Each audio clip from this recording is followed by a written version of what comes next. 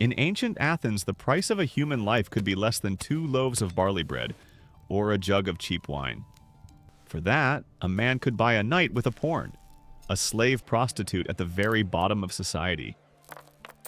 She wasn't seen as a person with a name or a story, just a body to be rented, mocked, and discarded. Court speeches from the time suggest that one woman might be forced to serve 6 to 10 men a day, and the tiny share of money she kept could barely pay for a small bowl of lentils. While she struggled just to stay alive, the brothel owner got rich. The state took its cut through taxes, quietly funding the city with the pain of enslaved women. Athenian law set no minimum age for prostitution. Archaeology and ancient texts show girls as young as 10, 11, 13 being dragged into this trade, their childhood traded away before it even had a chance to exist. Each girl was branded on the thigh with red-hot iron, the same way you would mark cattle. From that moment, she wasn't someone anymore. She was something, legally stamped as living property. And if you think that glowing mark was the worst thing that could happen to her, you're not ready for what Athens did next. Life inside the brothel wasn't life at all. It was survival under constant threat. Refuse a client, spill a drop of wine, flinch at the wrong time, cry in the wrong corner. Any of that could earn a beating, days without food, or being locked alone in the dark. Even the moment a new girl arrived became a public ritual of humiliation. She could be assaulted in front of other women and regular customers, put on display like a live product demonstration. The men watching shouted, laughed, and cheered. Crushing her spirit was part of the show. The newer the body, the higher the profit. A fresh girl, still visibly terrified, could be sold at 10 times the usual rate. Writers of the time described these deals as casually as buying fresh fruit in the market. Inside the brothel, privacy didn't exist. Filthy cloths or worn-out mats gave the illusion of separate spaces, but every sob, every plea carried across the room and blended into a constant, horrifying background soundtrack for the men waiting their turn. Brothel owners sorted women into twisted categories: dark-skinned, very short, mute, rebellious, or not yet broken, each with its own price and regular clientele. Some customers even paid extra just for the right to hurt them, to scar a face, to leave someone permanently injured. For those men, a woman's scream was entertainment. And if you think this brutality was limited to ordinary nights in the brothel, wait until you hear what happened when religion got involved. During certain religious festivals, especially those honoring Dionysus, the god of wine and frenzy, the cruelty stepped onto a bigger stage. Prostitutes were handed over to groups of men for free as part of the celebration. Surviving accounts describe these scenes with chilling calm. Crowds of drunk men surrounding a woman, while music played, wine poured, and bets were placed on how long she could endure the abuse. Many didn't survive the night. Priests claimed these acts pleased the gods. They said the blood of these women was an offering. Their last breaths transformed into prayers for good harvests. Wine and blood mixed on the altar, while the women who could still stand were dragged back to the brothels to keep working as though nothing had happened. Those who died were hauled outside the city and thrown into ravines or shallow pits, treated like trash the city needed to get rid of quickly. These holy atrocities were not an exception. They were just a louder, more public version of the violence that ruled the women's daily lives.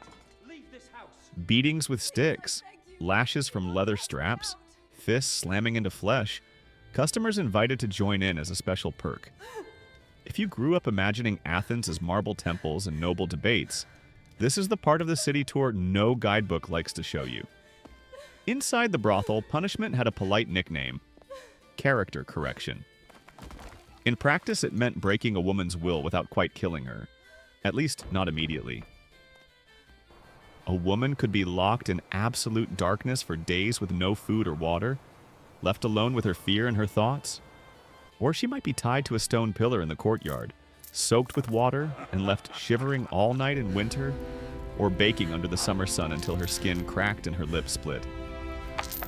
The tools of discipline were whatever lay close to hand: a heavy wine cup, a wooden club, even the blunt side of a knife.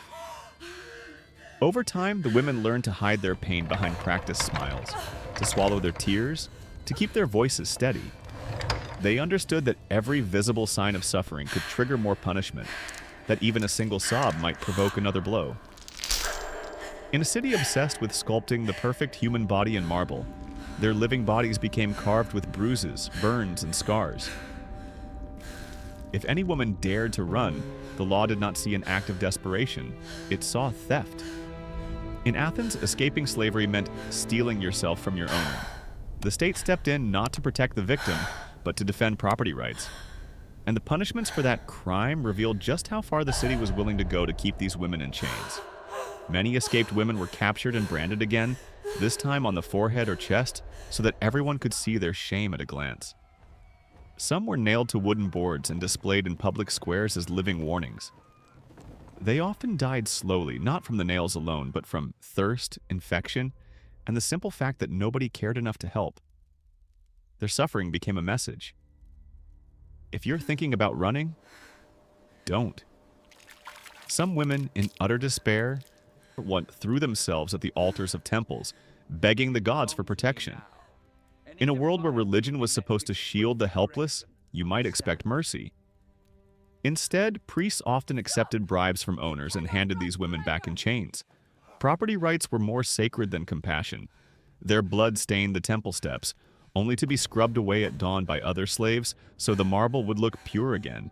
Each failed escape brought harsher retribution, but stopped just short of destroying the investment.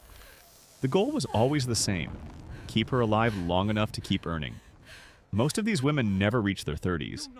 Disease, untreated wounds, exhaustion, starvation, and relentless abuse wore them down.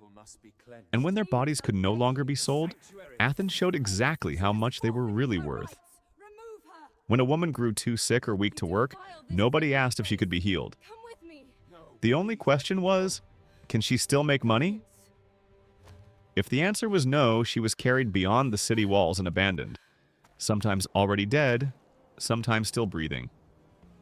Archaeologists have found their skeletons: crushed pelvises from repeated assaults and childbirth, cracked skulls from blows to the head, ribs that broke and healed badly, twisted spines from years of hard labor. Their bones tell a story that history books once refused to write. Pregnancy, in the eyes of a brothel owner, wasn't a miracle. It was damage to property. To prevent births, owners forced women to drink toxic brews, beat their stomachs, or made them haul impossible loads until their bodies failed. Ancient medical texts describe horrific abortion methods: herbs that caused violent illness, boiling oil poured inside the body, sharpened sticks forced where no instrument should ever go. If the pregnancy continued anyway, the birth often happened on the same filthy mat where customers had just been entertained. Many women bled to death or died from infection in the days after giving birth. Archaeologists have even found tiny infant bones in drains and garbage pits behind brothels. Killing newborns, especially girls or babies born to slaves, was disturbingly routine. For some mothers, ending a child's life felt like the only act of mercy they had left, a way to keep their child from inheriting the same nightmare. Under Athenian law, they had no legal personhood, no right to refuse, no protection of their bodies or their labor. And the law made sure their voices never truly reached the courtroom. In legal disputes, the word of a slave counted for nothing against the word of a free man, unless the slave was tortured first to prove she was telling the truth. Imagine that. The only way a woman could be believed was to endure more pain. This was the same society that proudly claimed to invent democracy, yet half its population, women, had no political voice, and enslaved women were pushed even below that, valued less than animals that at least were routinely fed. Every once in a very long while, a woman might see a narrow path upward. Perhaps a wealthy patron bought her freedom, or her owner decided to train her as a musician or dancer to entertain the elite. She might be given a private room, silk clothes, shiny jewelry, and servants to attend her. To an outsider, it could look like a fairy tale ending, a rise from the gutter to luxury. But that luxury was just a gilded cage. Her security depended entirely on the mood of one man. He could send her back to the crowded brothel or have her killed for a single act of defiance. Often she was treated as a gift, A host might lend his favorite woman to a guest for the night, then take her back in the morning as casually as returning a borrowed cup. No matter how high she climbed, her body was still an object in someone else's hands. And when youth faded, the ending was always the same: a nameless death followed by deliberate erasure. Athens built monuments and epics for its generals, poets, and philosophers, but it erased these women twice. First in life, then in memory. Most were buried without tombstones, without inscriptions, without offerings. Their remains have been found mixed with broken pottery and household trash, as if even in death they were less than human. In a culture obsessed with proper funerals and the afterlife, being denied a grave marker was its own brutal statement. You do not deserve to be remembered. The cruelty didn't stop with forgetting, it became entertainment.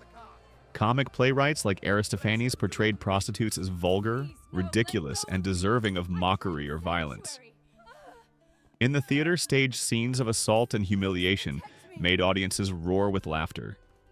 At home, drinking cups and pottery were painted with images of group attacks and torture, turning real suffering into everyday decoration. Poetry sometimes praised the elegance of high-class courtesans, but brothel women appeared only as jokes. Their tears turned into pretty metaphors for rain or morning dew. While Socrates debated virtue in the marketplace and Pericles praised the noble spirit of Athens, money from brothels quietly flowed into the city's treasury. The marble of the Parthenon, the grandeur of temples, the very stages where those comedies were performed, all were, in part, funded by an economy that chewed up women and spat out their bones. Modern textbooks and tourist brochures often polish this story, skipping the dirt so the marble looks whiter. But the ruins still whisper. Unmarked graves, broken pottery, and faint graffiti all say the same thing. Their story deserves to be told. If this hidden side of history shook you, don't let it vanish again. Share this story, leave your thoughts, and subscribe so more buried voices can finally be heard instead of being erased one more time.